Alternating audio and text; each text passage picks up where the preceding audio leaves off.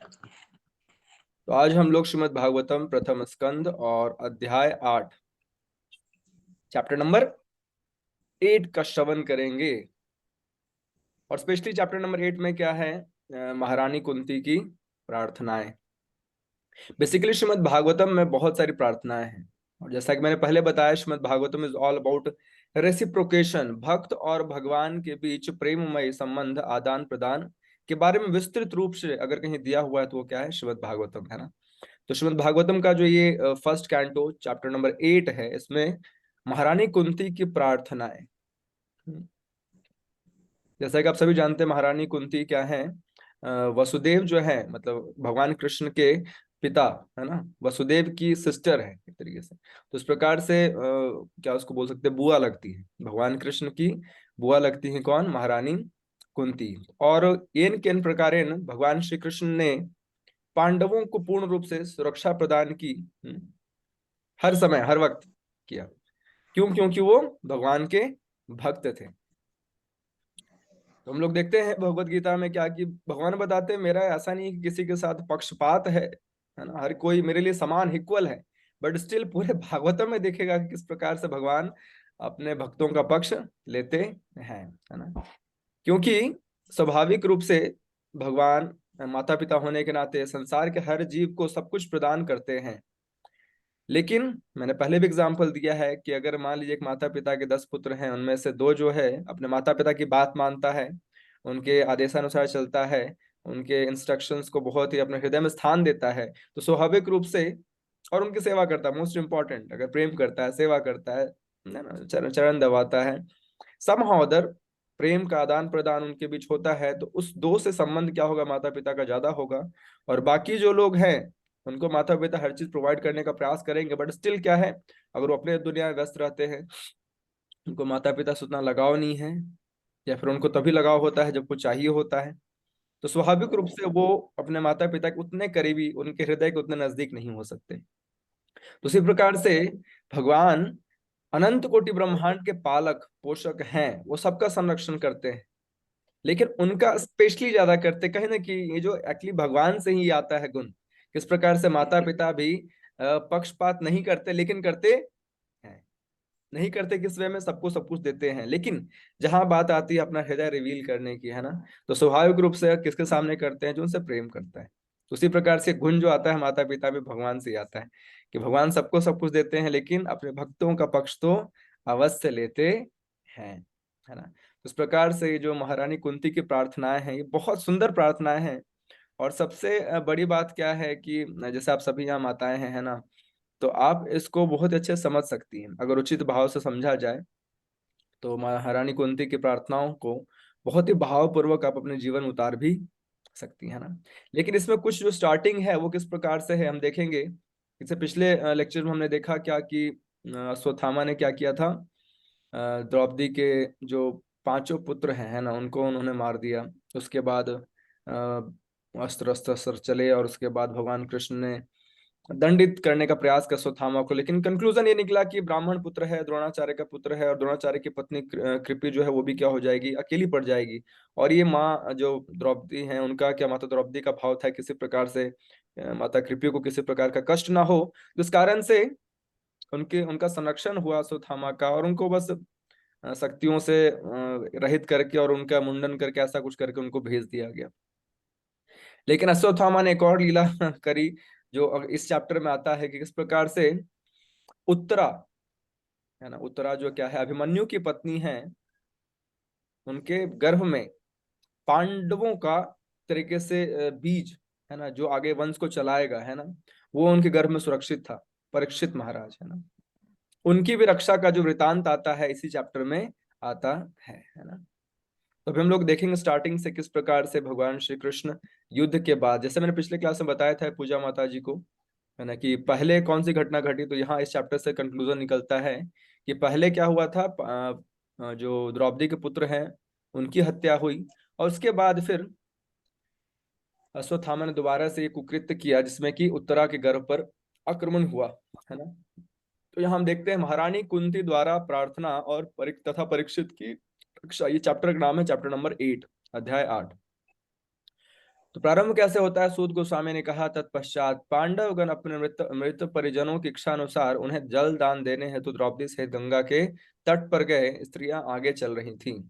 तो क्या है, ये महाभारत समाप्त हो गया है और हर कोई अपने प्रेम और वैर के समस्त संबंधों को एक तरीके से भूल कर सब साथ में, क्योंकि देखिए हैं तो सभी मतलब एक ही परिवार के हैं ना, चाहे धृतराष्ट्र, गांधारी, कुंती, द्रौपदी, हर कोई क्या एक ही परिवार के हैं ना। तो इस प्रकार से ये सभी अपने अपने जो जन थे, जो जो उनके लोग थे, उनके मृत शरीरों का अंतिम संस्कार के लिए और जो जो भी विधि होती है कर्मकांड की दृष्टि से आयोजित, उसमें भाग लेने के लिए हर कोई जा रहे थे, है ना। तो उनके लिए शोक कर चुकने और पर्याप्त गंगा जल अर्पित कर चुकने के बाद उन सबों ने गंगा में स्नान किया, जिसका जल भगवान के चरण कमलों की धूली मिल जाने के कारण पवित्र। तो वो सभी कहाँ गए? गंगा जल, गंगा नदी के पास गए। और स्वाभाविक रूप से पहले से गंगा नदी क्या भगवान श्री हरि के चरण कमलों से निकलती है, तो क्या है, सर्व तरीके से सर्व पाप विनाशनक है और सबको मुक्ति प्रदान करती है ना। लेकिन अभी स्पेशली क्या है, मुख्यतः क्या है, भगवान भी साथ में है, तो भगवान के चरण कमलों में जो लगी धूल है उससे मिलने के कारण वो और भी पवित्र हो गई। भगवान भी वहां उन सबके साथ गए, है ना। तो वहीं कुरुवंशियों के राजा महाराज युधिष्ठिर अपने छोटे भाइयों धृतराष्ट्र, गांधारी, कुंती तथा द्रौपदी सहित बैठ गए। वे सभी शोक से अत्यधिक पीड़ित थे। भगवान कृष्ण भी वहां थे। तो अभी तक तो चलो जो भी हुआ वो इन के इन प्रकारेण साम्राज्य को हड़पने के षड्यंत्र और अपने लोभ पर अंकुश न लगाने के कारण और अपने मिथ्या अहंकार को बढ़ावा देने के कारण दुर्योधन के द्वारा इस महाभारत का एक तरीके से आरंभ किया गया। क्योंकि इन किन प्रकार भगवान कृष्ण और पांडव चाहते थे क्या, कि किसी प्रकार का युद्ध ना हो, लेकिन ये इच्छा नहीं थी।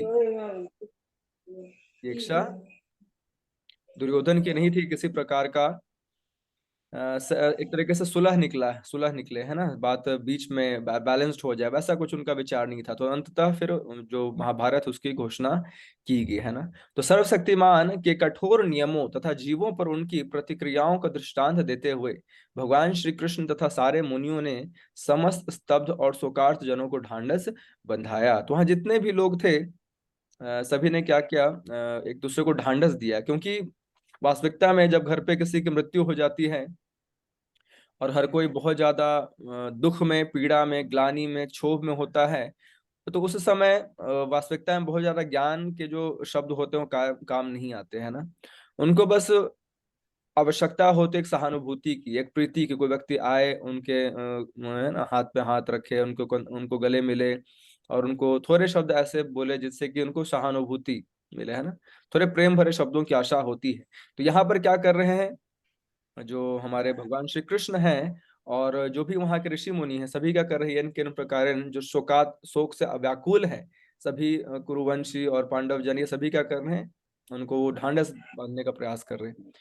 और यहाँ बताया जा रहा है, तात्पर्य प्रपात बता रहे हैं कि संसार में कैसे हम लोग क्या करते हैं, अपने संबंधियों, कुटुंबियों और शारीरिक जो संबंध होते हैं उनसे बहुत ज्यादा आसक्त हो जाते हैं। और उन संबंधों से जब हमारा संबंध विच्छेद होता है तो हमें बहुत ही बुरा लगता है, बहुत ही ग्लानि होती है ना। और इसी प्रकार से वास्तविकता में जब हम भक्ति में या फिर आध्यात्मिक रास्ते पर आगे बढ़ते हैं तो हमें इस बात का ज्ञान होता है कि वास्तविकता में क्या है, हम ये शरीर है ही नहीं, है ना। हम ये शरीर नहीं है, हम कौन है, हम आत्मा है। तो इस प्रकार से इस बात का ज्ञान बहुत ज्यादा आवश्यक है, क्योंकि एक तरीके से ये जो है ना शुभारंभ है।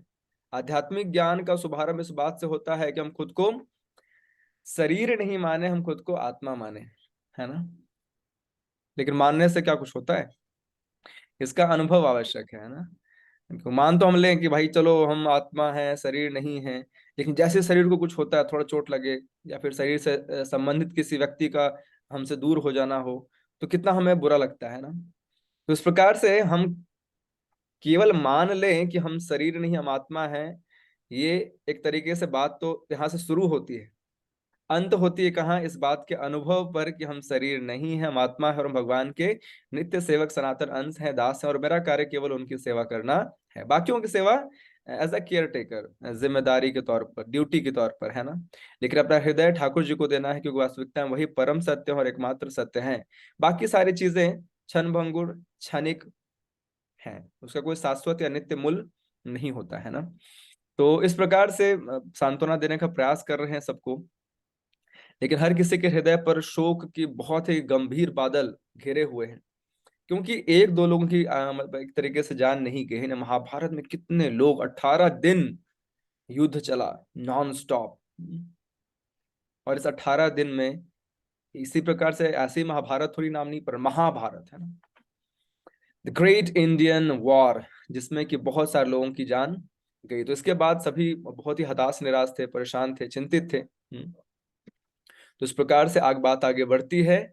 और देखिए, धूर्त दुर्योधन तथा उसके दल ने छल करके अजात शत्रु युधिष्ठिर का राज्य छीन लिया था, लेकिन भगवत कृपा से वह फिर प्राप्त हो गया। जिन दुष्ट राजाओं ने दुर्योधन का साथ दिया था वे सब भगवान के द्वारा मार डाले गए, अन्य लोग भी मारे गए, क्योंकि महारानी द्रौपदी के केशों को पकड़कर खींचने से उनकी आयु छिन्न हो गई थी।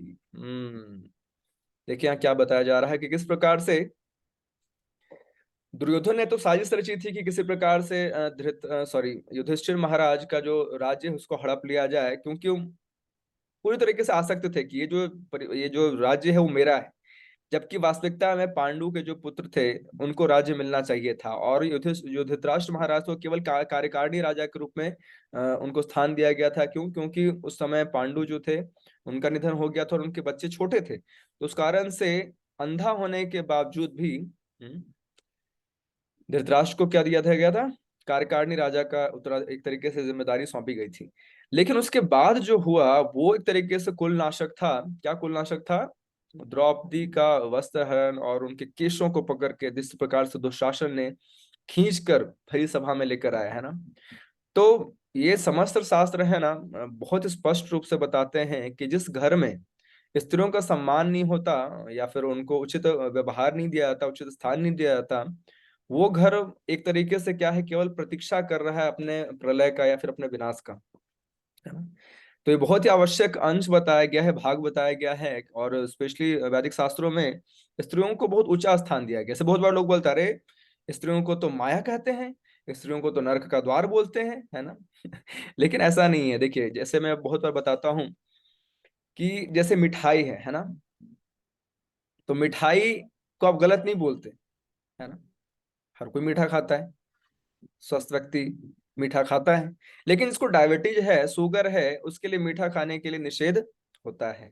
उसी प्रकार से हम इस संसार में ना हर कोई पीड़ित है ना, हम कोई अनर्थों से पीड़ित हैं, और हम स्त्रियों को स्त्री के रूप में नहीं देखते। तो जो स्त्रियों को भोग की दृष्टि से कोई व्यक्ति देखता है ना, तो उसे माया कहा गया है।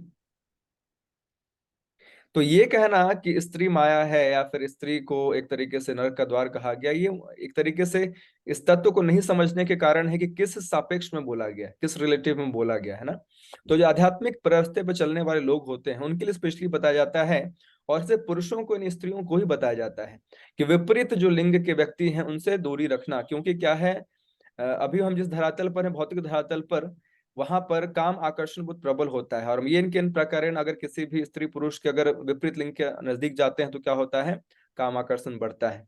तो इस कारण से शास्त्र क्या अपनी साधना को मेंटेन करने के लिए, साधना सुरक्षित रहे, इस कारण से ऐसी ऐसी चीजें बताते हैं। अन्यथा गृहस्थ आश्रम में या फिर जहां भी स्त्री की बात आती है, तो वहां पर साफ साफ बोला गया है कि जहां स्त्री की पूजा होती है वहां देवी देवता निवास करते हैं, और जहां स्त्रियों क्या होता है, अपमान होता है, उनको सम्मान नहीं दिया जाता, उस परिवार में कलह क्लेश दुर्भाग्य ये आज नहीं तो कल आएंगे ही आएंगे, है ना।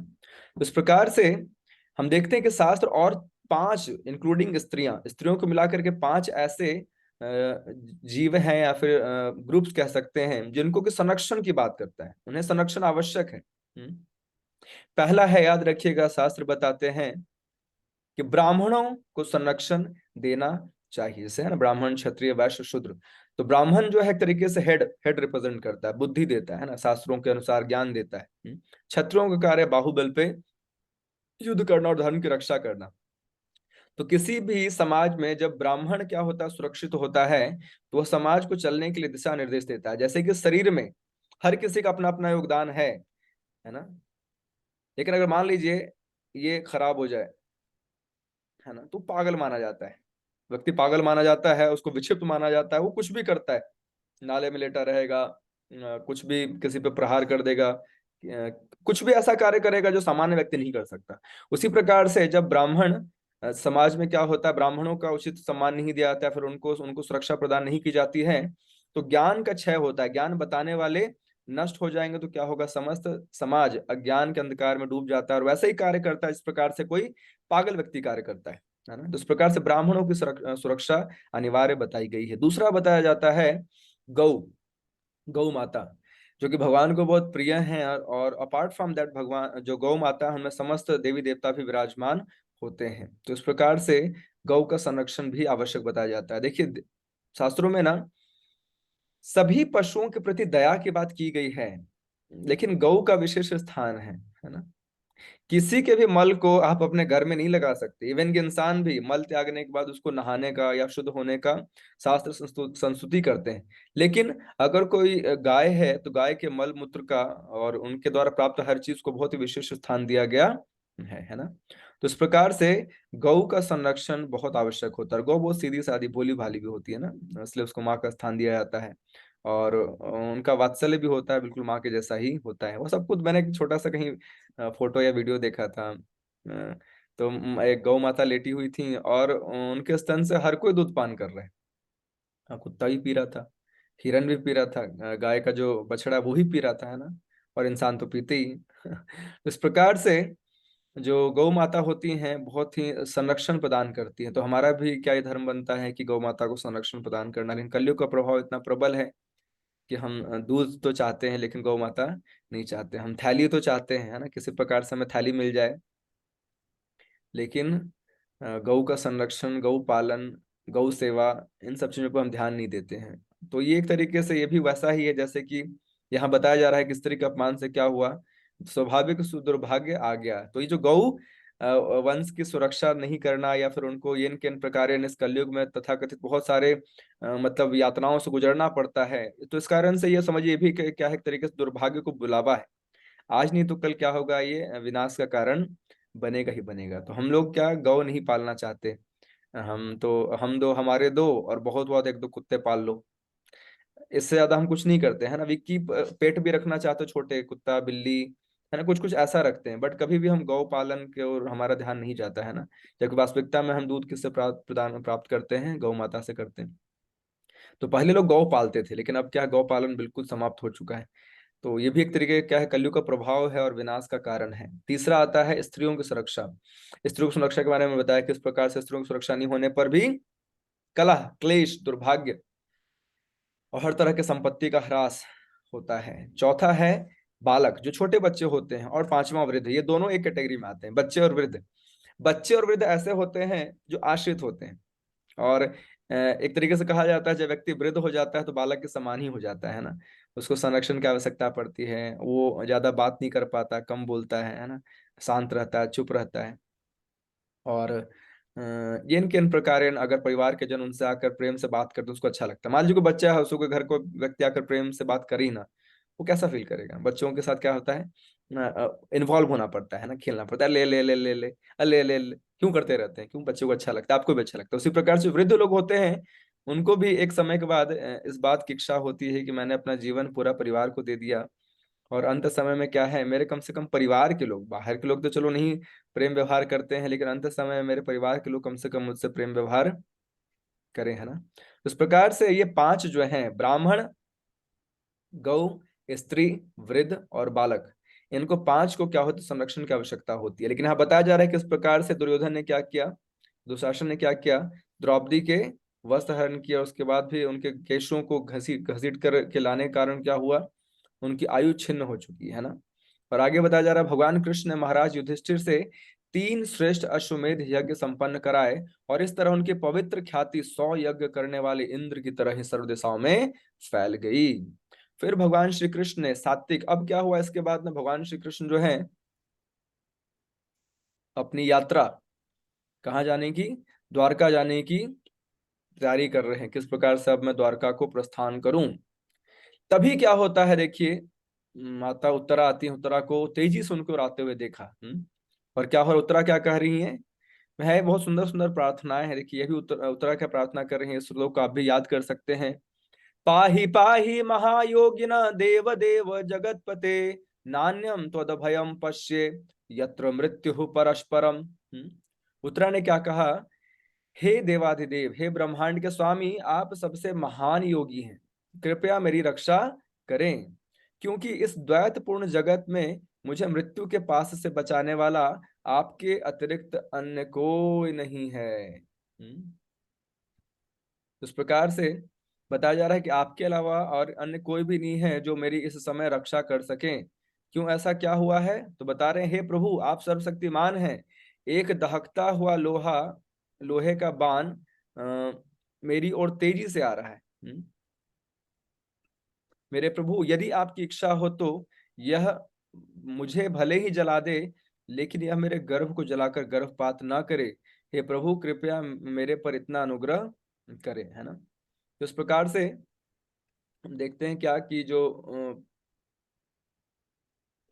उत्तरा है ना, उत्तरा बहुत चिंतित होकर के आई हैं और प्रार्थना कर रही हैं भगवान श्री कृष्ण से कि ये जो बाण मेरी ओर आ रहा है, ये भले ही मुझे पूरी तरीके से खत्म कर दे, लेकिन मेरे गर्भ में जो बालक है उसकी रक्षा, मेरे गर्भ की रक्षा हो, है ना। तो इस प्रकार से सूत गोस्वामी क्या कहते हैं आगे, उसके वचनों को धीरज के साथ सुनकर अपने भक्तों के प्रति सदैव अत्यंत वत्सल रहने वाले भगवान श्री कृष्ण तुरंत समझ गए कि द्रोणाचार्य के पुत्र अश्वत्थामा ने पांडव वंश के अंतिम वंशज को समाप्त करने, निर्बीज करने के लिए ही बाण छोड़ा है। तो उसके बाद सभी परेशान हताश निराश थे, है ना, कि जितने भी पांडव थे वो और भी क्रोधित हो गए कि किस प्रकार से अश्वत्थामा ने पहले मेरे पुत्रों को वध किया, अब दूसरी बार क्या कर रहा है ये, जो लास्ट बीज बचा है ना, उत्तरा के गर्भ में अभिमन्यु के पुत्र को भी मारने का प्रयास कर रहा है। तो यह महान विचारकों में अग्रणी सौनक जी उस दहकते हुए ब्रह्मास्त्र को देख अपनी ओर आते देखकर पांचों पांडवों ने अपने अपने पांचों हथियार संभाल लिए। तो इस प्रकार सभी आक्रोशित हो गए और सभी ने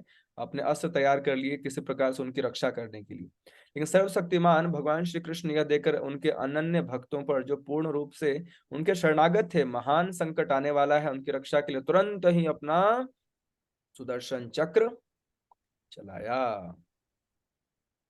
देखिए यहाँ पर बहुत ही सुंदर लीला आती है कि कैसे भगवान हमेशा तत्पर रहते हैं, है ना, प्रतीक्षा कर रहे होते एक तरीके से लगता है।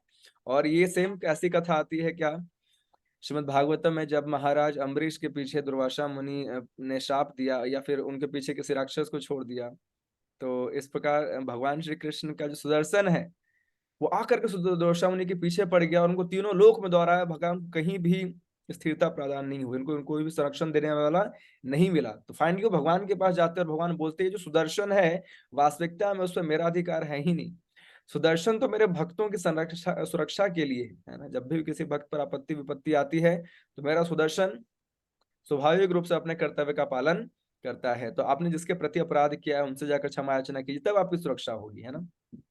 तो यहाँ पर हम देखते हैं जैसे ही ब्रह्मास्त्र छोड़ा फिर से किसने, अश्वत्थामा ने, तो फिर से संरक्षण प्रदान करने के लिए जो सुदर्शन था भगवान श्री कृष्ण के हाथों में वो आगे बढ़ा। लेकिन उसके बाद क्या होता है, देखिए भगवान कृष्ण क्या करते हैं, उससे तो आच्छादित करते ही अपने, क्योंकि भगवान परमात्मा रूप में हर किसी के हृदय में विद्यमान है ना। तो वो क्या करते हैं, उत्तरा के गर्भ में जाकर के पूरे गर्भ को ही आच्छादित कर लेते हैं। और वास्तविकता में ब्रह्मास्त्र के तेज को सह पाना किसी के भी बस का बात नहीं, संभव ही नहीं। लेकिन भगवान कृष्ण क्या है, पर ब्रह्म है ना, तो उनके तेज के सामने समस्त तेज निरर्थक और व्यर्थ हो जाते हैं। तो जिस प्रकार से कोई मान लीजिए छोटा सा कहते हैं ना, सूरज को दीपक दिखाने के बराबर, तो भगवान कृष्ण जो है या फिर उनके उनकी जो शक्ति है वो सूर्य के समान है। और यहाँ ब्रह्मास्त्र बिल्कुल कैसा था, दीपक के समान, वो बिल्कुल व्यर्थ हो गया उनके सामने। जैसे ही ब्रह्मास्त्र की शक्ति गर्भ में एंटर करने का प्रयास करी, लेकिन भगवान ने क्या किया, समस्त गर्भ को आच्छादित कर लिया। तो उस आच्छादन के कारण क्या हुआ, महाराज परीक्षित की रक्षा हुई। भगवान ने क्या किया, पांडवों के अंतिम जो एक तरीके से बीज था, कुल को आगे बढ़ाने वाले राजा थे, उनकी उन्होंने रक्षा की। उनको पता था कि पांडवों के बाद पांडवों का कोई ना कोई ऐसा व्यक्ति होना चाहिए जो संपूर्ण पृथ्वी पर शासन करे। भगवान तो एक तरीके से त्रिकालदर्शी हैं, सब कुछ जानते हुए ना। और इस प्रकार से उन्होंने क्या किया, उत्तरा की रक्षा की, और उत्तरा के साथ साथ उत्तरा के गर्भ में रहने वाले पलने वाले शिशु परीक्षित महाराज की भी रक्षा की, है ना। तो भगवान हमेशा अपने भक्तों की रक्षा के लिए सज रहते हैं। हे सौनक, यद्यपि अश्वत्थामा द्वारा छोड़ा गया ब्रह्मास्त्र अमोघ था और उसका निवारण नहीं हो सकता था, लेकिन विष्णु श्री कृष्ण के तेज के समक्ष वह निष्क्रिय हो गया और व्यर्थ हो गया। हे ब्राह्मणों, ऐसे गुह्य और अच्युत भगवान के कार्यकलापों में विशेष आश्चर्यजनक मत सोचो। वे अपनी दिव्य शक्ति से समस्त भौतिक वस्तुओं का सृजन पालन संहार करते हैं, यद्यपि वे स्वयं अजन्मा है। यहाँ बता रहे हैं इसमें कुछ बहुत बड़ी बात नहीं है, भगवान तो ऐसे से बहुत सारे कार्य करते हैं, है ना। तो इस प्रकार से पालन संहार जिस प्रकार से संसार करते हैं, उसी प्रकार से उन्होंने बहुत ही आसानी से क्या किया, ब्रह्मास्त्र से उत्तरा की रक्षा करी। इस प्रकार ब्रह्मास्त्र के विकिरण से बचकर भगवान की भक्त सती कुंती ने अपने पांचों पुत्रों तथा द्रौपदी सहित घर के लिए प्रस्थान करने को उद्यत श्री कृष्ण को इस तरह संबोधित किया। अब ये बहुत सुंदर प्रार्थना यहाँ से प्रारंभ होती है ना। आप इसको ध्यानपूर्वक श्रवण कीजिएगा और रिलेट करने का प्रयास कीजिएगा, है ना, कि किस प्रकार से माता कुंती प्रार्थना कर रही हैं भगवान श्री कृष्ण से, है ना। श्री कृष्ण श्रीमती कुंती ने कहा कि हे कृष्ण, मैं आपको नमस्कार करती हूँ क्योंकि आप ही आदि पुरुष हैं और इस भौतिक जगत के गुणों से निर्लिप्त हैं। आप समस्त वस्तुओं के भीतर तथा बाहर स्थित रहते हुए सभी के लिए अदृश्य हैं। तो कि भगवान की शक्ति यहाँ बताई जा रही है ना। भगवान की शक्ति क्या बताई जा रही है कि भगवान हर किसी के हृदय में विद्यमान है, समस्त संसार उनसे प्रकट होता है और आप आदि पुरुष हैं, है ना। फर्स्ट एक तरीके से पुरुष, पुरुष वास्तविकता में पुरुष भगवान श्री कृष्ण ही है, बाकी हर कोई प्रकृति है। लेकिन फिर भी बता रहे हैं कि हर चीज आपसे ही बनी है, लेकिन आप भौतिक गुणों से निर्लिप्त हैं, आप उनमें उलझे हुए नहीं है। ये तीन गुण समस्त संसार को बांधे हुए हैं, लेकिन आप उनसे बंधे हुए नहीं है, है ना। आप तो उनके कारण है, आदि कारण है ना, माया के भी कारण है। माया की सृष्टि या फिर माया का स्थान या फिर माया की एक तरीके से स्थिति भगवान की कृपा से ही है। तो बता रहे हैं कि जो तीन गुण है उससे आप क्या है, निर्लिप्त है ना। और जैसे भगवान भगवत गीता में बताते भी हैं क्या कि मत्तः परतरम नान्यत किंचिद अस्ति धनंजय, मतलब मुझसे ऊपर कोई और सत्य है नहीं, या फिर मुझसे बराबर भी, मेरे बराबर भी कोई और सत्य नहीं है, मैं परम सत्य हूं, है ना। तो सीमित इंद्रिय ज्ञान से पड़े होने के कारण आप ठगनी शक्ति माया के पर्दे से ढके रहने वाले शाश्वत अव्यय तत्व हैं। आप मूर्ख दर्शक के लिए ठीक उसी प्रकार अदृश्य रहते हैं जिस प्रकार अभिनेता के वस्त्र पहना हुआ कलाकार पहचान में नहीं आता। तो यहाँ पर देखिए बहुत अच्छी बात क्या है कि बता रहे हैं महारानी कुंती कि जिस प्रकार से एक बहुत ही जो कलाकार होता है ना, अपने आप को इस तरह से रखता है दर्शकों के सामने या फिर जो स्टेज पर परफॉर्मेंस के दौरान, कि लोग पहचान ही नहीं पाते। उसी प्रकार से भगवान श्री कृष्ण आप पूर्ण पुरुषोत्तम भगवान हैं और आप माया से परे हैं। इस तरह के शास्त्र क्या बताते हैं कि जैसे कोई सूर्य है, सूर्य बहुत विशाल है, बहुत बड़ा है, बहुत बड़ा ग्रह है, वेनस पृथ्वी से बहुत बड़ा है ना। लेकिन हमारे और सूर्य के बीच अगर छुटकू सा बादल आ जाए घूमता फिरता हवा के प्रवाह से, तो सूर्य नहीं दिखता। लेकिन ये नहीं कह सकते कि सूर्य नहीं दिख रहा है तो बादल से क्या बादल ने क्या किया, सूर्य को ढक लिया है। ऐसा नहीं होता, बादल छोटा सा है, टुकड़ा है, और सूर्य के कारण है उसका अस्तित्व है। लेकिन होता क्या है, हमारे और सूर्य के बीच जो दूरी है और उसके बीच उसके स्थानांतरित होने के कारण सूर्यदेव नहीं दिखते। तो उसी प्रकार से भगवान श्री कृष्ण क्या है, पूर्ण पुरुषोत्तम भगवान है और माया उनकी शक्ति है। लेकिन जब माया जीव और कृष्ण के बीच में आ जाती है तो कृष्ण हमें नहीं दिखते, कृष्ण का हमें साक्षात्कार नहीं होता, कृष्ण का हमें अनुभव नहीं होता। जबकि जबकि वास्तविकता में माया की स्थिति उतनी है, माया बहुत प्रबल है। कहते हैं दुख की बात, बुरी बात यह है कि माया बहुत प्रबल है, इस संसार से निकलना बहुत प्रबल है, माया शक्ति से, ठगनी शक्ति से निकलना बहुत मुश्किल है। ये दुख की बात है, ये हमारे लिए चिंता वाला विषय है। लेकिन अच्छी बात क्या है, माया शक्ति कृष्ण से बहुत कम शक्तिशाली है। कृष्ण के सामने माया का कोई भी प्रपंच नहीं चलता, है ना। तो कृष्ण जो है माया एक तरीके से मायापति है, मायाधीश है। तो इस प्रकार से माया का प्रभाव कृष्ण पर नहीं पड़ता, और जो कृष्ण के चरण कमलों का आश्रय लेता है उस पे उसको भी क्या है, संरक्षण प्रदान करते हैं भगवान श्री कृष्ण। तो बताया जाता है कि जैसे एक बहुत अच्छा उदाहरण आता है ना, कि मान लीजिए आपके घर पे कुत्ता है ना, और बहुत शक्तिशाली है, आपने उसे हृष्ट पुष्ट खिलाया पिलाया, शक्ति प्रदत्त कुत्ता है वो। जैसे कोई रोड पर आता है या फिर दरवाजे पर आता है, जोर से भौंकने लगता है, भा भा भा भा भा भा भा भा भा भा भा। भगाओ भगाओ भगाओ भगाओ भगाओ, कोई नहीं आएगा अंदर, कोई नहीं आएगा, कोई नहीं आएगा, है ना। तो इस प्रकार से, लेकिन जैसे ही मान लीजिए आपका कोई फ्रेंड आता है ना, दरवाजे पर आया और उसके सामने भी वो कुत्ता बहुत भौंक रहा है, और वो जो व्यक्ति है, फ्रेंड है आपका, डर करके जा रहा है। लेकिन जैसे आप क्या करते हैं, अपने उस डॉगी को थोड़ा समझाते हैं, प्यार से बोलते हैं, अरे अरे अरे, छोड़ दो छोड़ दो, ये मेरा आदमी है ना भाई, ये मेरा दोस्त है, ये मेरा अपना है ना। तो फिर क्या करता है, तो डॉगी शांत हो जाता है ना, और ऊपर उल्टा पूंछ हिलाने लगेगा, पैर दिखाने लगेगा, है ना। तो उसी प्रकार से बताया जाता है कि माया जो है हर किसी को संसार में दिग्भ्रमित करती है। लेकिन चूंकि माया क्या है, भगवान श्री कृष्ण के अध्यक्षता में कार्य करती है, उनकी दासी के रूप में कार्य करती है। तो जैसे कोई व्यक्ति क्या करता है, भगवान श्री कृष्ण के चरण कमलों का आश्रय लेता है, तो उसी प्रकार से भगवान का सुरक्षा उसे प्रदान होता है। जिस प्रकार से हम आम जीवन में देखते हैं कि कुत्ते का मालिक कुत्ते को आज्ञा करता है, तो कुत्ता क्या करता है, उस मालिक के करीबी जनों पर किसी प्रकार का प्रहार नहीं करता। इस प्रकार से माया से बचने का केवल एक तरीका है, there is no other way, कोई और कितना भी ध्यान ज्ञान और शास्त्र अध्ययन और भी बहुत कुछ कर लें, तपस्या योग, तो कुंडलिनी शक्ति, तो पता नहीं क्या क्या फलाना ढिमकाना, जो करना है कर लीजिए, लेकिन माया से सुरक्षा तो भगवान श्री कृष्ण ही दे सकते हैं, है ना। भगवान बताते हैं भगवत गीता में, है ना, कि मम माया दुरत्या, मेरी माया को पार कर पाना बहुत मुश्किल है, लेकिन माँ में वो ये प्रपद्यन्ते माया में ताम तरंती थे, जो मेरे चरण कमलों का आश्रय ले लेता है वो आसानी से माया के चंगुल से बच जाता है ना। फिर आगे हम लोग देख। प्रभु जी, एक क्वेश्चन है। जी जी। माया भी तो दो प्रकार की होती है। हाँ जी। माया भी तो, जहां तक मुझे जब नॉलेज है, माया भी जब जहां सामान्य तक। रूप से बात की जाती है तो महामाया की बात की हम्म। जाती है ना। हम्म। जैसे आप जानते हैं कि दो माया होती है, महामाया और योग माया, है ना। तो महामाया क्या करती हैं, हमें इस संसार में फंसा करके रखती हैं, क्योंकि हम भगवान हम्म। से पृथक होकर के भोग की इच्छा करते हैं। लेकिन जब हम भगवान की भक्ति में लग जाते हैं ना, तो वही माया हमें योग माया बनकर सुभद्रा बन जाती है। सुभद्रा बनकर हम्म।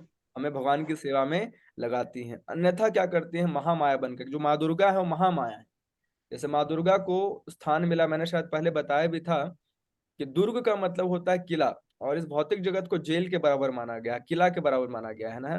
तो माँ दुर्गा क्या करती हैं, समस्त जीवात्माओं को जो भगवान से पृथक होकर के भोग की इच्छा रखना चाहते हैं, भगवान से पृथक होकर के संसार का भोग करना चाहते हैं, है ना, या फिर उन्हें किसी प्रकार की स्वतंत्र इच्छा है, तो उनको माँ दुर्गा इस संसार में कैद रखती है। उनको सब कुछ देंगी, जैसे एक जेलर होता है ना, सब कुछ देता है, लेकिन जब तक आप सुधरोगे नहीं तब तक जेल से बाहर जाने को नहीं मिलता। तो माँ दुर्गा क्या करती हैं, जगत जननी है, भौतिक जगत का सारा कार्यकारिणी शक्ति भौतिक जगत का वो देखती हैं, और उनका केवल एक कार्य है, जो भी संसार में जीवात्मा आया है भगवान से पृथक भोग की इच्छा करके, उसको इधर ही रखना, कभी सुख कभी दुख, कभी लत्तम जुत्तम कभी सम्मान, ये दे देकर, आधि दैविक आधि भौतिक आध्यात्मिक क्लेश दे देकर उसको इधर ही रखना, तब तक जब तक जीवात्मा इच्छा न कर ले कि बहुत हुआ, अब मुझे अपने परम धाम, अपने परम माता पिता भगवान के पास जाना है। जैसे वो इच्छा करता है तो कुछ समय तक माया क्या करती है, परीक्षा लेती है, माँ दुर्गा परीक्षा भी लेंगी। जब दिखे कि नहीं व्यक्ति क्या है, तत्पर है, इसमें और किसी प्रकार की इच्छा नहीं शेष रही है, किसी प्रकार की भोग की इच्छा नहीं रही है, न सम्मान की, न संबंध की, न धन संपत्ति की, न ख्याति की, न फॉलोवर्स की, कि मेरे पीछे बहुत सारे लोग हों, किसी प्रकार का कोई भी भोग की इच्छा शेष नहीं रही, केवल सेवा की इच्छा रही है कि मैं भगवान की सेवा करना चाहता हूँ, भगवान का अंश हूँ। तो क्या करती हैं फिर, महामाया जो है एक तरीके से अपने कार्यभार को छोड़ करके अब वो योग माया की तरह, सुभद्रा की तरह एक तरीके से हमारे जीवन में कृपा आने लगती है, और हम भगवान की ओर स्वाभाविक रूप से आकर्षित होते चले जाते हैं। लेकिन जब भी माया कहा जाए स्वाभाविक रूप से, हमारे लोगों के लिए, हम लोग बद्ध जीव है ना, तो इस कारण से जब भी माया कहा जाए तो समझिए कि महामाया की बात की जा रही है। ठीक है पूजा माता जी, समझ गई आप कहानी। क्वेश्चन थोड़ा डिफरेंट था। अच्छा ये तो डिफरेंट। आपने बताया, मुझे पता नहीं था कि योग माया और महामाया का, ये आपने बहुत अच्छा किया, बता दिया। जी जी। मेरा क्वेश्चन ये था कि जैसे जो मेरे को जहां तक पढ़ा है मैंने, कि हम्म अगर माया को आप सत्कर्म में कर दे, तो माया भी दो प्रकार की होती है। हम्म एक माया होती है जो हम लोग संसारिक उसमें उलझे रहते हैं। एक माया होती है जब हम संसार में रह के कमाते हैं, बट उसको अच्छे कार्य के लिए, जैसे धार्मिक कार्यों के लिए, और उसके लिए करा जाता है, तो वो भी कृष्ण जी की तरफ लेके जाती हैं, ठाकुर जी की तरफ। ये वही हो गई ना, अगर आप उनको धर्म में लगा रहे हैं, धर्म का मतलब क्या, धर्म तो हम्म। साक्षात भगवत प्रणीतम। अगर आप अच्छे कार्य में हम्म। लगा रही हैं तो एक तरीके से वो योग माया की हम्म। तरह कार्य करता है। ठीक। क्योंकि देखिए अच्छा जो है ना इस संसार में, हमेशा याद रखिएगा, पाप पुण्य की बातें की तो जाती हैं, है ना, लेकिन इस संसार में अच्छा कुछ भी नहीं है, इस बात को याद रखिएगा। भले ही इनिशियल स्टेजेस पर जैसे कहा जाता है परोपकार दिखाना, दया दिखाना, है ना, ये अच्छे गुण है ना। भूखों को भोजन कराना, किसी ठंड में व्यक्ति को कुर रहा है उसको शॉल देना, ये सभी अच्छे कार्य माने जाते हैं। लेकिन जैसे ही कोई व्यक्ति आध्यात्मिक उन्नति उन्नति उसकी होती है ना, आध्यात्मिक विषय वस्तुओं को समझता है, तो उस बात को समझ लेता है संसार में वास्तविक रूप से अच्छा केवल यही है ना कि संसार में नहीं आया जाए। इसलिए बताया जाता है कि समस्त दान देने वाली वस्तुओं में उत्कृष्ट दान माना जाता है उस ज्ञान का दान जिससे व्यक्ति संसार में आए ही ना, है ना। जैसे मान लीजिए गरीबों की सेवा, या फिर ये अच्छी बात है, शारीरिक धातु पे करना चाहिए। इसके साथ साथ क्या करना चाहिए, उस व्यक्ति को भगवान के नाम से या भगवान से जोड़ने का प्रयास करना चाहिए। मान लीजिए हमने किसी का पेट भर लिया या किसी को ठंड में केवल शॉल दे दिया, तो कुछ समय के लिए उसकी रक्षा तो हो जाएगी, लेकिन वास्तविकता में तो सत्य है, जब तक व्यक्ति संसार में आएगा उसको ये इन किन प्रकार दुख मिलेगा ही मिलेगा, दुख से नहीं बच सकते संसार में। सौभाग्य हमारा कि हम पूर्व जन्मों के कर्म रहे हैं इस प्रकार से कि हम आज अच्छे जगह पर बैठे हुए हैं, जूम पर बैठ करके लाइव लेक्चर सुन रहे हैं, खाने पीने की सारी व्यवस्था है। लेकिन भाग्य बदलते कभी समय नहीं लगता, है ना। तो कर्मों के अनुसार हो सकता है हम दीनहीन बन जाए, हो सकता है हम निम्न कुल में जो हमारा जन्म हो जाए, हो सकता है हम किसी बिल्कुल खाना बदोश की तरह हम जीवन जिए, इसमें कोई संशय नहीं, है ना। तो जब तक हमें संसार में आएंगे ना, ये सुख दुख का कालक्रम चलता रहता है, तो समझदारी इसमें होती कि संसार में आया ही ना जाए। हम चाहते हैं कि जेल बने, जेल में कैदी आए और जेल में बहुत अच्छी सुविधा दी जाए। हम अगर मान ली इसको समझदारी मानी जाएगी क्या, कि ज्यादा से ज्यादा कैदी आए और ज्यादा से ज्यादा जेल बने और जेल में बहुत अच्छी सुविधा हो? नहीं। इंटेलिजेंस इसमें है कि इस संसार में जो लोग हैं वो गलत कार्य करे ही ना, पापी हो ही ना, तो इस कारण से क्या, ना जेल की आवश्यकता होगी, ना जेल में अच्छी सुविधा देने की बात की जाएगी, है ना। तो उसी प्रकार से जब भी हम इस भौतिक जगत में आते हैं ना, तो याद रखना है कि सबसे उत्कृष्ट कार्य जो हम अपने जीवन में या किसी के जीवन में कर सकते हैं वो क्या है, उसको यहाँ से निकालना। निकालना करने का हम भी बहुत सारी सेवाएं कर सकते हैं और करते भी हैं, है ना। फूड डिस्ट्रीब्यूशन प्रोग्राम्स करते हैं, यथासंभव ओल्ड एज होम्स में वगैरह जाना, और जहाँ आवश्यकता होती है गरीबों को खाना खिलाना करते हैं, लेकिन साथ में उनसे क्या बोलते हैं, भगवान का नाम लो, है ना, हरे कृष्ण महामंत्र बोलो, क्योंकि पता है कि खाना तो थोड़ी देर के लिए क्षुधा को शांत करेगा, लेकिन जो वास्तविक क्षुधा है, हृदय की क्षुधा है, जो जन्म जन्मांतर से हमारा जो प्यास है भगवत प्रेम का, जिसके कारण से हम संसार में भ्रमण कर रहे हैं, उस प्यास का तो बुझना केवल और केवल भगवत कृपा से, भगवान के नाम से संभव होता है ना। इसलिए जब भी हम किसी ओल्ड एज होम्स वगैरह में जाते तो क्या करते हैं, साथ साथ कीर्तन नृत्य के साथ प्रसाद देते हैं ना। केवल खाना खिलाना ये पुण्य हो सकता है और स्वाभाविक है, बिना भगवान को भूख लगाए खाना खिलाना एक तरीके से पाप है, पाप बांटना हो गया। लेकिन फिर भी चलो किसी का पेट भर रहा है तो थोड़ी कृपा मिल जाती है। लेकिन जैसे जैसे ज्ञान बढ़े ना, व्यक्ति को क्या करना चाहिए, बांटना चाहिए खाना भगवान को भोग लगा करके, तो उससे क्या पेट भी भरेगा और कृपा भी मिलेगी। और समझदार होगा व्यक्ति तो क्या करेगा, प्रसाद के साथ साथ उसको भगवान का नाम भी देगा, भगवान की भक्ति भी देने का प्रयास करेगा, है ना। तो ये एक तरीके से बुद्धि की उन्नत दशाओं में जब व्यक्ति आध्यात्मिक ज्ञान से उन्नत होता है तब ऐसे कार्य करता है। लेकिन आम जगत में क्या है, लोग समझते हैं केवल दान करना या खिलाना पिलाना या भंडारे करना, केवल इससे क्या है हमको कृपा मिलेगी। इससे मिलेगी लेकिन वो क्षणिक क्षणभंगुर और उसका आध्यात्मिक दृष्टि से बहुत ज्यादा मूल्य नहीं होता। इससे बहुत होगा तो हो सकता है अगला जीवन आपको कुछ अच्छा मिल जाए, लेकिन व्हाट्स नेक्स्ट, हमारा सारा प्रयास इस संसार में हम दोबारा आए ही नहीं, है ना। सो लेट्स सी नेक्स्ट, आगे हम मूव करते हैं कि सीमित इंद्रिय ज्ञान से परे होने के कारण आपके ठगनी शक्ति के पर्दे से ढके रहने वाले शाश्वत अव्यय तत्व हैं। आप मूर्ख दर्शक के लिए ठीक उसी प्रकार अदृश्य रहते हैं जिस प्रकार अभिनेता के वस्त्र पहना हुआ कलाकार पहचान में नहीं आता।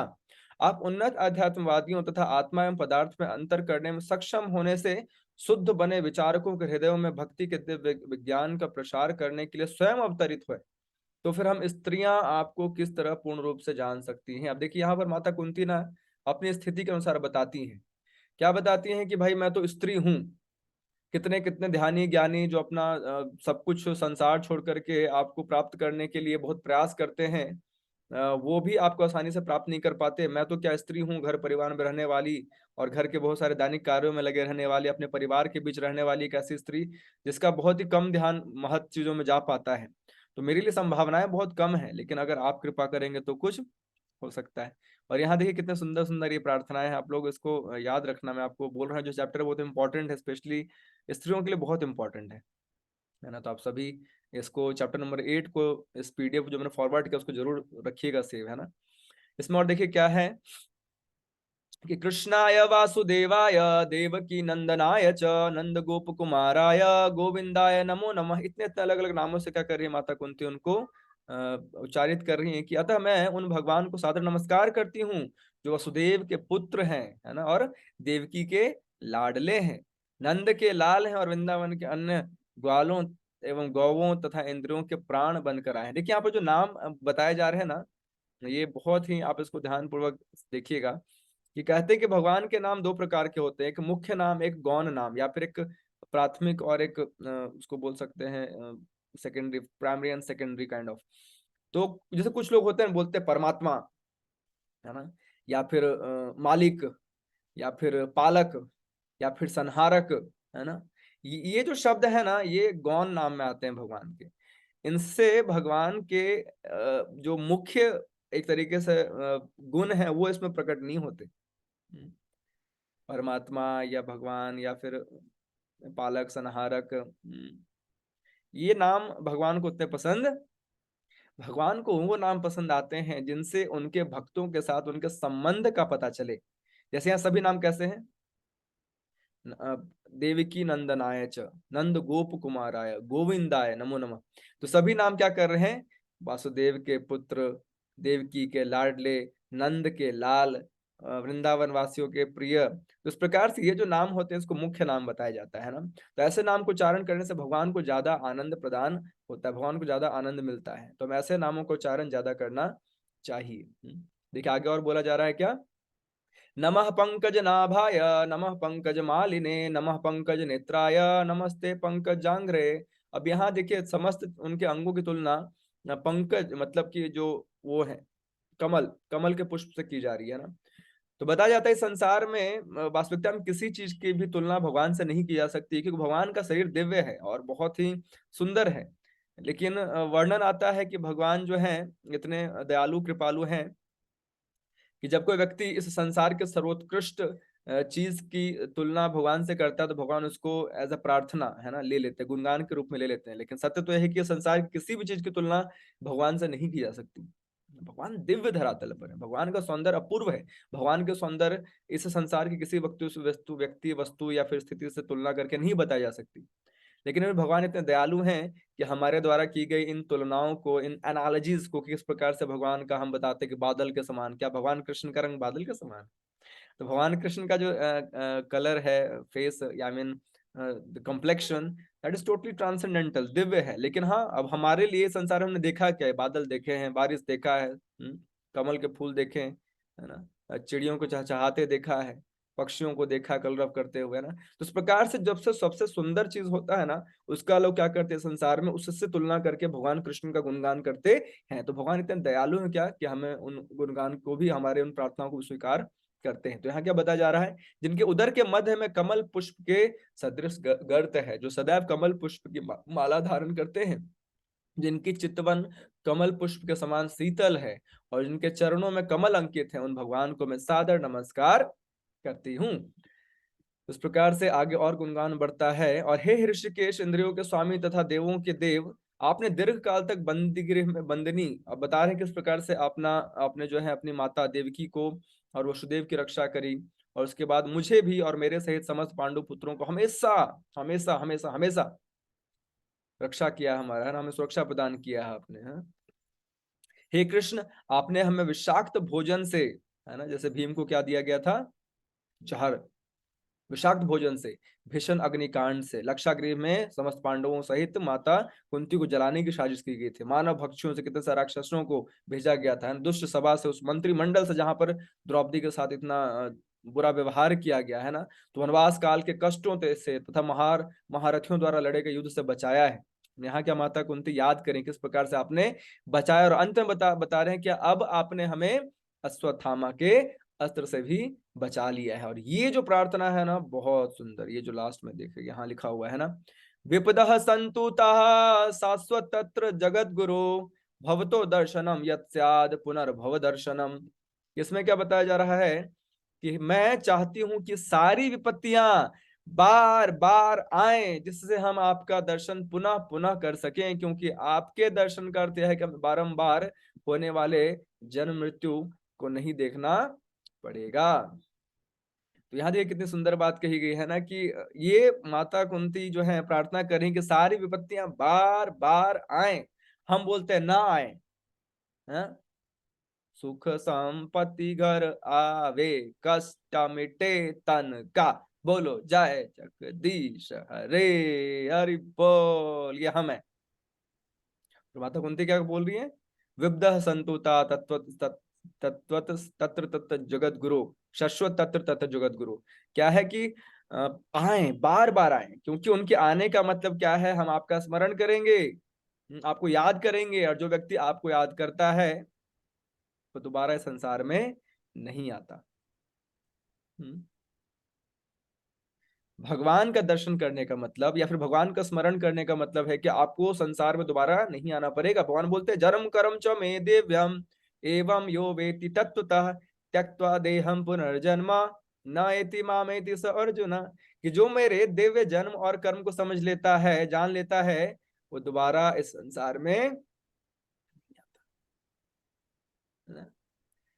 इस प्रकार से माता कुंती बोल रही है कि मेरे जीवन में बार बार दुख आए, क्यों दुख आने से क्या होता है, आपका दर्शन करते हो, फिर हमारे जीवन में क्या दुख आता है तो क्या हम लोग भगवान की शरणागति स्वीकार करते हैं, है ना। कितना सरल है दुख में, जैसे एक बच्चे को चोट लगता है स्वाभाविक रूप से माँ माँ माँ बुलाता है, उसी प्रकार से एक जीव के लिए स्वाभाविक है, चाहे वास्तविक हो चाहे नास्तिक हो, कुछ भी हो, लेकिन जैसे उसके जीवन में कुछ ऐसा घटित होता है ना जो अनपेक्षित होता है या फिर ये के प्रकार बहुत दुख देने वाला होता है, तो क्या होता है, भगवान को बुलाता है, किसी न किसी रूप में बुलाता है ना। तो इस प्रकार से भगवान को बुलाने से क्या होता है या फिर भगवान की स्मृति से क्या होती है, भगवान के बार बार स्मरण करने से क्या होता है, हमें संसार में बार बार नहीं आना पड़ेगा।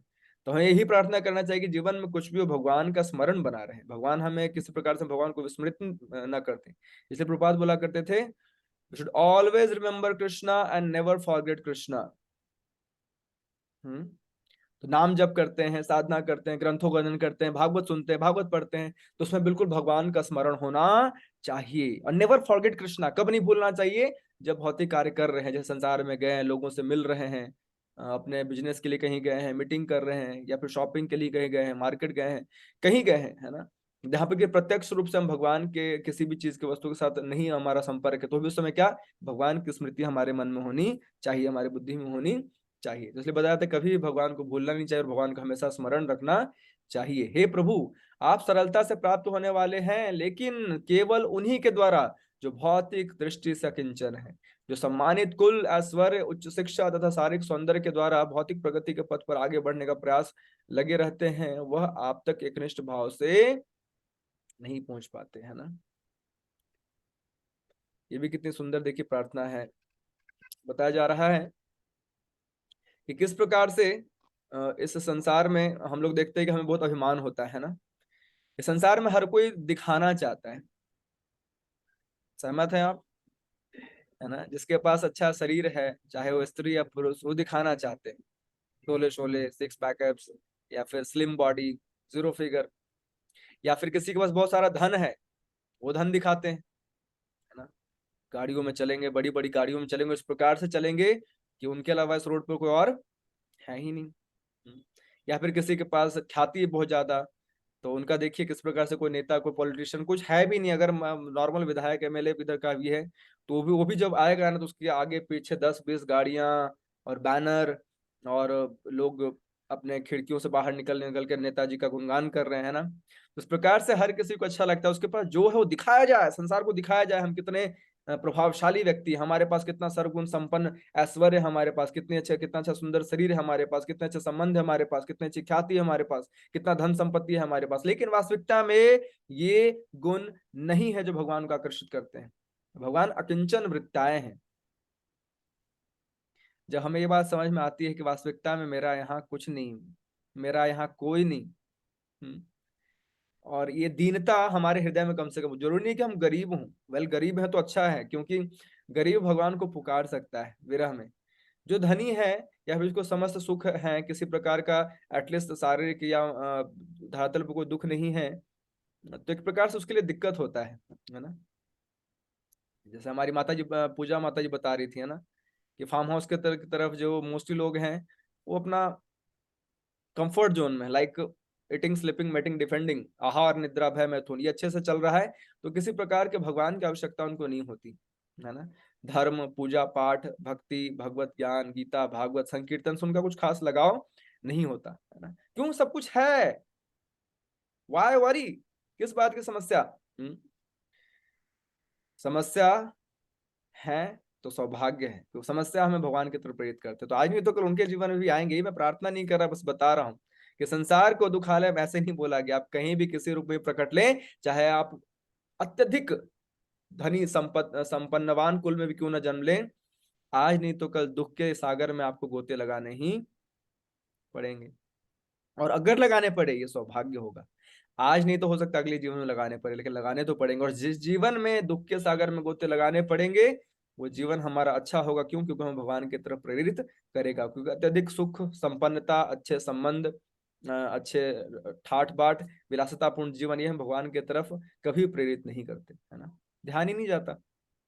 तो भगवान ये देखते हैं, जैसे कहते हैं ना कि मान लीजिए छोटा कोई बच्चा है और वो रो रहा है, लेकिन उसको आके कोई झुंझुना दे दिया या फिर कुछ खिलौना दे दिया, उसको वीडियो गेम्स दे दिए और वो चुप हो गया, तो माँ क्या देखते हैं, अच्छा ठीक है ठीक है, इतना सीरियस लेने की जरूरत नहीं है, उसको कुछ दे दो चुप हो जाता है। लेकिन मान लीजिए कोई बच्चा रोया जा रहा है, रोया जा रहा है, रोया जा रहा है, उसको सब कुछ दिया, उसको चॉकलेट दिए, उसको अच्छे अच्छे गिफ्ट्स दिए, उसको अच्छे अच्छे टॉयज दिए, उसको सब कुछ दिया, फिर भी वो रो रहा है। उसको हर कोई आकर के लाड प्यार कर रहा है, पुचकार रहा है, दुला रहा है, फिर भी वो रो रहा है। जब माँ देखती है किस प्रकार से बच्चा क्रंदन कर रहा है और अपनी माँ के पास जाने के इच्छुक है, तो माँ क्या करती है, उसको अपने गोद में उठा लेती है। लेकिन देखते बच्चा खेल रहा है, मगन है अपने आप में और इतना इनोसेंट बच्चा भी नहीं, हम तो कांडी बच्चे हैं ना भगवान के। तो इस प्रकार से भगवान देखते ठीक है भैया रमे रहो अपने में। लेकिन जब देखते नहीं इसकी इच्छा है मेरी तरफ बढ़ने की, तो भगवान ये किन प्रकार व्यवस्था करते हैं, है ना, व्यवस्था करते हैं और हमें अपनी ओर मोड़ते हैं। तो इस प्रकार से हम देखते हैं क्या कि हमारे जीवन में दुख आना ये सौभाग्य है, क्योंकि इससे क्या होता है, भगवान की तरफ हमारा ध्यान जाता है। और भगवान को प्राप्त करने के लिए बताया गया किंचन वृत्ताय, जिसके पास कुछ नहीं होता या फिर जो मन से मान चुका है कि वास्तविकता मेरा यहाँ कुछ भी नहीं है, मेरे तो केवल आप हैं, वैसे लोग भगवान को आसानी से प्राप्त कर लेते, प्रदान मतलब अचीव कर लेते हैं ना, उनको क्या उसको बोल सकते हैं, उनको प्राप्त कर लेते, उनके चरण कमलों का आश्रय भी आसानी से ले सकते हैं। अदरवाइज क्या होता है, चरण कमलों का आश्रय लेना मुश्किल होता है ना।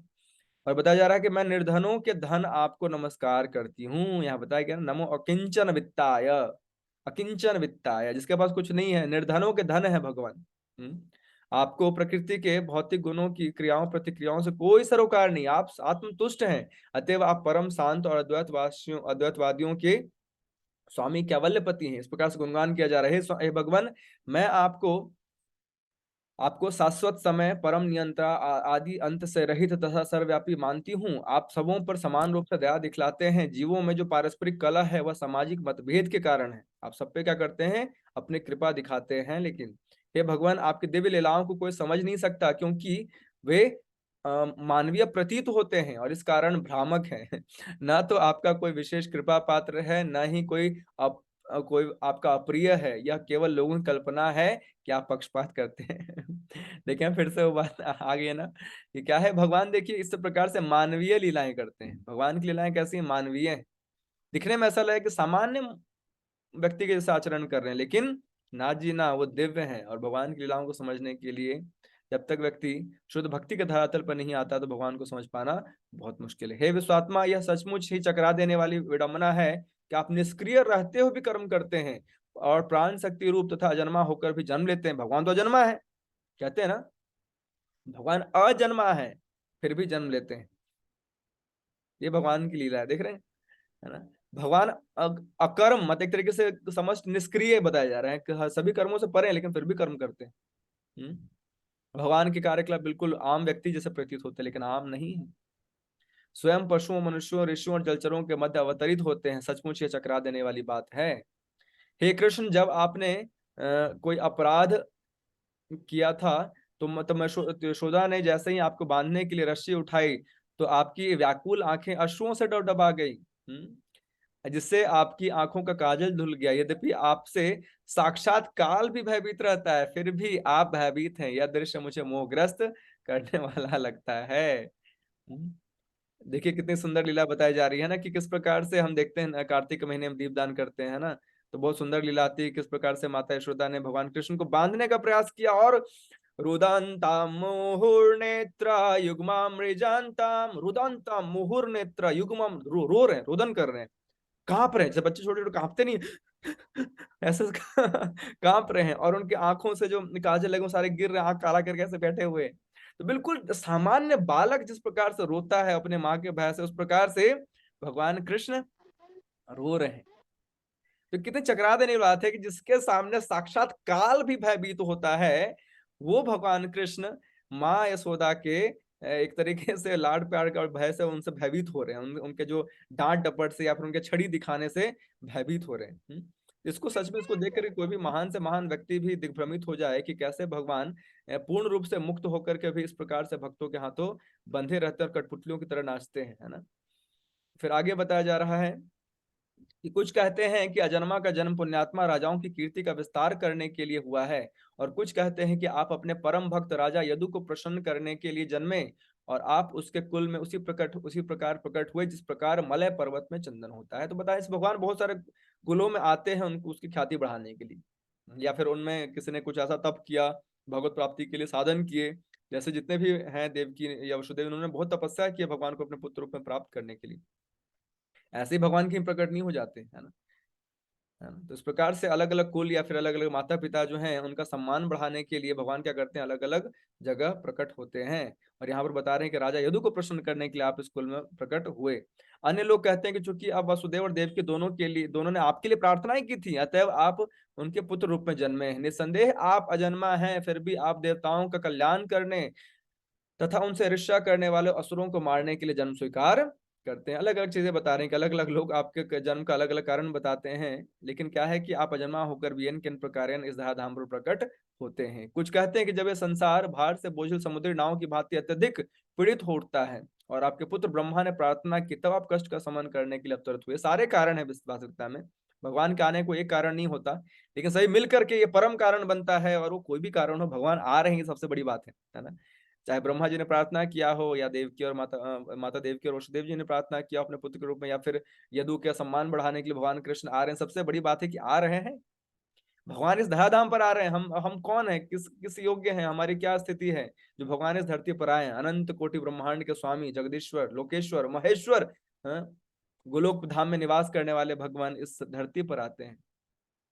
तो ये हमारा विशेष सौभाग्य, हमें इसका लाभ उठाना चाहिए। कैसे? इस श्रवण कीर्तन की विधि में लगना चाहिए, भगवान के नाम रूप गुण लीलाओं के गुणगान में लगना चाहिए। इस गुणगान में लगने से हम सरलता से उस परम वस्तु प्रेम को प्राप्त कर सकते हैं जो योगियों के लिए बहुत दुर्लभ है ना। इस प्रकार से कुछ कहते हैं कि आप श्रवण, स्मरण एवं पूजन आदि की भक्ति को जागृत करने के लिए प्रकट हुए हैं, जिससे भौतिक कष्टों को भोगने वाले बद्ध जीव इसका लाभ उठाकर मुक्ति प्राप्त कर सकें। देखिए यहाँ पर बताया गया है ये भी बहुत अच्छा देखिए श्लोक है ना। हे कृष्ण, जो आपके दिव्य कार्यकलापों का निरंतर श्रवण कीर्तन तथा स्मरण करते हैं या दूसरों को ऐसा करते देखकर हर्षित होते हैं, वे निश्चय ही आपके उन चरण कमलों का दर्शन करते हैं जो जन्म मृत्यु के पुनरागमन को रोकने वाला है। तो श्रवण कीर्तन बार बार आ रहा है, इसको देखिए, है ना। पिछले श्लोक में भी नारद मुनि ने गुणगान किया था, है ना, श्रवण कीर्तन का। यहाँ फिर से आ रहा है, शृण्वन्ति गायन्ति गृह्णन्ति भिक्षणसः, कि जो व्यक्ति बार बार निरंतर ऑलवेज गाता है या सुनता है, कीर्तन करता है या सुनता है या फिर स्मरण करता है क्या, भगवान के नाम रूप गुण लीलाओं को, या फिर दूसरों को ऐसा करते हुए देखकर हर्षित होता है, उसको आनंद प्रदान होता है। मैं बोल रहा हूँ और आप ध्यान से सुन रहे हैं और आपका बार बार मन जा रहा है, हाँ हाँ भगवान कृष्ण के सामने माता कुंती ने कैसे कैसी प्रार्थनाएं करी, कितने अच्छे अच्छे शब्द बोले, कितने अच्छे अच्छे श्लोक बोले, तो आपका मन भगवान के बारे में सोच कर हर्षित हो रहा है, तो क्या होगा, बधाई हो, वे निश्चय ही आपके उन चरण कमलों का दर्शन करते हैं जो जन्म मृत्यु के पुनरागमन को रोकने वाले हैं। कॉन्ग्रेचुलेशंस। अगर हम लोग ऐसा कर लगे रहेंगे इस कार्य में, भगवत गुणगान में, तो हमें भगवान के चरण कमलों के दर्शन होंगे, जिसके दर्शन से जन्म मृत्यु का दोबारा दर्शन नहीं होगा, है ना। तो हे मेरे प्रभु, आपके सारे कार्य कर्तव्य स्वयं पूरे, अपने सारे कार्य कर्तव्य स्वयं पूरे कर दिए हैं। आज जब हम आपकी कृपा पर पूरी तरह आश्रित हैं और जब हमारा और कोई रक्षक नहीं है और जब सारे राजा हमसे शत्रुता किए हुए हैं, क्यों आप हमें छोड़कर चले जाएंगे। बोल रहे आप मत जाइए भगवान, आप हमें छोड़ करके मत जाइए। तो जिस तरह आत्मा के अदृश्य होते ही, अब देखिए एनालॉजी दी जा रही, तुलना किया जा रहा है, जैसे आत्मा किसी शरीर को छोड़ दे तो उसके शरीर का कोई खास मतलब नहीं बनता, उसी प्रकार से यदि आप हमारे ऊपर कृपा दृष्टि नहीं करेंगे तो पांडवों तथा यदुओं समेत हमारा यश तथा गतिविधियां तुरंत ही नष्ट हो जाएंगी। उनको पता है कि वास्तविकता हमारी जो भी ख्याति है वो भगवान की वजह से ही है। हे गदाधर कृष्ण, इस समय हमारे राज्य में आपके चरण चिन्हों की छाप पड़ी हुई है और इसके कारण ये सुंदर लगता है, लेकिन आपके चले जाने पर यह ऐसा नहीं रह जाएगा। ये सारे नगर तथा ग्राम सब प्रकार से समृद्ध हो रहे हैं, क्योंकि जड़ी बूटियों तथा अन्नों की प्रचुरता है। फल वृक्ष फलों से लदे हैं, नदियां बह रही हैं, पर्वत खनिजों से तथा समुद्र संपदा से भरे पड़े हैं, और यह सब उन पर आपकी कृपा दृष्टि पड़ने से हुआ है। अतः हे ब्रह्मांड के स्वामी, हे ब्रह्मांड की आत्मा, हे विश्वरूप, कृपा करके मेरे स्वजनों पांडवों तथा वृष्णि बंधु, देखिए यहाँ पर कितना सुंदर प्रार्थना है। अतः हे ब्रह्मांड के स्वामी, ब्रह्मांड के आत्मा, हे विश्वरूप, कृपा करके मेरे स्वजनों पांडवों तथा वृष्णियों के प्रति मेरे स्नेह बंधन को काट दें। ऐसी प्रार्थना को करेगा क्या? हम तो कभी नहीं करते, हम तो संबंध और आसक्तियां पाल के रखना चाहते हैं, है ना। लेकिन देखिए हमारे माँ कुंती क्या प्रार्थना कर रही है कि एक बद्ध जीव के लिए, संसार में हर किसी के लिए अपने संबंधों से बहुत लगाव होता है ना। कितने भौतिक धरातल पर हम अपने पति पत्नी, भाई बहन, बंधु, बेटा बेटी से, हर किसी से बहुत आसक्त होते हैं। लेकिन माता कुंती प्रार्थना करें कि अब क्या है, कृपा करके मेरी इन आसक्तियों को काट दें। क्योंकि जब तक इन संबंधों से बहुत ज्यादा आसक्ति होती है, भगवान की तरफ हमारा झुकाव थोड़ा कम होता है। माता कुंती बोलने का बहुत हो गया है ना, हमने जब अपने जीवन देख लिया, सब कुछ देख लिया, पांडवों को बड़े होते देख लिया, उनकी शादी देख ली, उनके घर विवाह वगैरह सब कुछ, उनके बच्चे देख लिया, सब कुछ देख लिया। अब क्या है, मैं चाहती हूँ पूर्ण रूप से मेरी जो आसक्ति हो केवल आप में हो, अन्य किसी भी चीज विषय वस्तु में ना हो, है। हे मधुपति, जिस प्रकार, देखिए यहाँ और सुंदर प्रार्थना, जिस प्रकार गंगा नदी बिना किसी व्यवधान के सदैव समुद्र की ओर बहती है, उसी प्रकार मेरा आकर्षण अन्य किसी और में न बटकर आपकी ओर निरंतर बना रहे। स्वाभाविक है, जिनसे हमारा लगाव है, आसक्ति है, मोह है, फंसे हुए हैं, हमारे टाके बड़े पड़े हैं, हमने अपना हृदय दे रखा है कहीं ना कहीं व्यक्ति, वस्तु, परिस्थिति को, तो उसका चिंतन चलता रहता है ना। हमारे मन में चलता रहता है चिंतन, ऐसा नहीं कि शांत बैठा रहा है, कुछ ना कुछ जिनसे हमारी आसक्ति, उनका चिंतन चलता ही चलता है। तो यहाँ माता कुंती बोलती हैं कि कृपा करके मेरे उन सभी आसक्तियों को तोड़ मोड़ कर अब आप अपनी ओर मोड़ लीजिए, ताकि उसी प्रकार से मेरा प्रवाह आपकी ओर बना रहे, जिस प्रकार से नदियां जो होती हैं, गंगा नदी है, सदैव क्या समुद्र की तरफ बढ़ती है ना। समुद्र में जाकर के उनका प्रवाह बना रहता है, अपने उद्गम से निकलती किन प्रकार उनका होता है कि समस्त रास्तों को ट्रेवल करते करते करते करते फाइनली सागर में प्रवेश कर। उसी प्रकार से मेरे जीवन का एकमात्र ध्येय हो कि परिस्थितियां आए जाएं, सुख दुख आए जाएं, लोग आए जाएं, संबंधी आए जाएं, सब आए जाएं, लेकिन मेरा एक गोल हो कि मैं अंततः आपके चरण कमलों को प्राप्त करूं, या फिर आपके प्रेम को प्राप्त करूं, है ना। तो इस हे कृष्ण, हे अर्जुन के मित्र, विष्णु कुल के प्रमुख, आप उन समस्त राजनीतिक पक्षों के विध्वंसक हैं जो धरा पर उपद्रव फैलाने वाले हैं। आपका शौर्य कभी छिन्न नहीं होता। आप दिव्य धाम के स्वामी हैं और आप गायों, ब्राह्मणों, भक्तों के कष्टों को दूर करने के लिए अवतरित हुए हैं। आप में सारी योग शक्ति है और आप समस्त विश्व के उपदेशक गुरु हैं। कृष्णम वंदे जगत गुरु, आप सर्वशक्तिमान ईश्वर हैं और आपको मैं सादर नमस्कार करती हूँ, है ना। तो इस प्रकार से क्या होता है, भगवान कृष्ण अब यहाँ से जाने वाले हैं और इसके बाद के कुछ श्लोकों में एक तरीके से समापन है, और युधिष्ठिर महाराज भी क्या करते हैं, रोकने का प्रयास करते हैं भगवान कृष्ण को कि मत जाइए, रुक जाइए, आपके संरक्षण के बिना क्या है, हम अधूरे हैं, आपके संरक्षण से ही ये साम्राज्य अच्छे से फलेगा बढ़ेगा। लेकिन फिर भगवान वहां से चले जाते हैं। तो इस प्रकार से इस अध्याय का समापन होता है। और इस अध्याय में हमारे लिए बहुत ही अच्छे अच्छे श्लोक हैं, बहुत अच्छी अच्छी शिक्षाएं हैं, कि किस प्रकार से हम सभी आसक्त लोग हैं, संसार से आसक्त हैं, बंधे हुए लोग हैं, तीन गुणों में, सांसारिक आकर्षणों में, संबंधियों में, अपने सुख की इच्छाओं कामनाओं वासनाओं में फंसे हुए लोग हैं। लेकिन अगर हम भगवान के नाम रूप गुण लीलाओं का श्रवंती गायंती, है ना, करेंगे, श्रवण कीर्तन स्मरण करेंगे, तो बहुत ही आसानी से भगवान के चरण कमल को प्राप्त करेंगे, जिनको प्राप्त करने के बाद never death, never birth, nothing, जन्म मृत्यु जरा व्याधि के सागर से मुक्ति मिलेगी। ठीक है, इस प्रकार से हमारा चैप्टर नंबर 8 अध्याय 8 पूरा हुआ। अगले क्लास में हम लोग अध्याय 9, जो संभावित है कि भीष्म देव जो प्राण त्यागने वाले हैं, उस प्रकार से प्राण त्यागते वक्त भगवान आते हैं, भीष्म देव से मिलते हैं, और कुछ प्रार्थनाएं वहां भीष्म देव की प्रार्थनाएं बहुत सुंदर प्रार्थनाएं हैं, तो उसका भी हम लोग श्रवण करेंगे। ठीक है, तो आज के लिए इतना पर्याप्त है। अगर किसी भक्त को प्रश्न है, कुछ पूछना चाहते हैं, कुछ क्वेरी कमेंट, तो आप प्लीज दे सकते हैं।